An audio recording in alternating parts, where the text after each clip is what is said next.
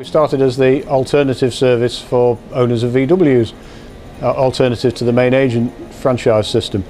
The idea was to give people value for money, not cheap and cheerful, but value for money, and we've always stuck to that. We've broadened it out to all sorts of German and Swedish cars over the last few years, and that's how we got our tie-up with Bosch, because after all, Bosch invented a lot of this stuff and they make an awful lot of the parts that go into modern cars. As a business, a garage business, I think we're seen as helpful, caring, interested, not here just to make a profit for our shareholders, but to provide a cost-effective service for people.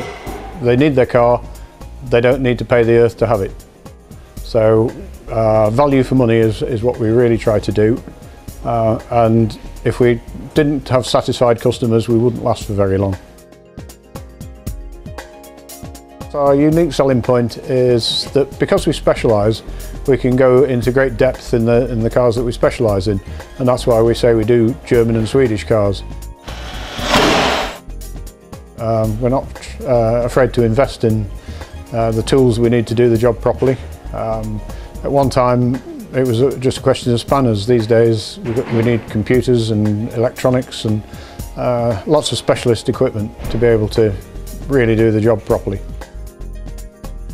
We don't just do electronics in engines, we do servicing work, we do tyres, we do brakes, we do clutches. Another thing we've started to do is reconditioning brakes on the vehicle. We have a lathe, and that can skim the brake and restore it to a flat surface, which is very important for the large brakes on bigger vehicles, which are very expensive.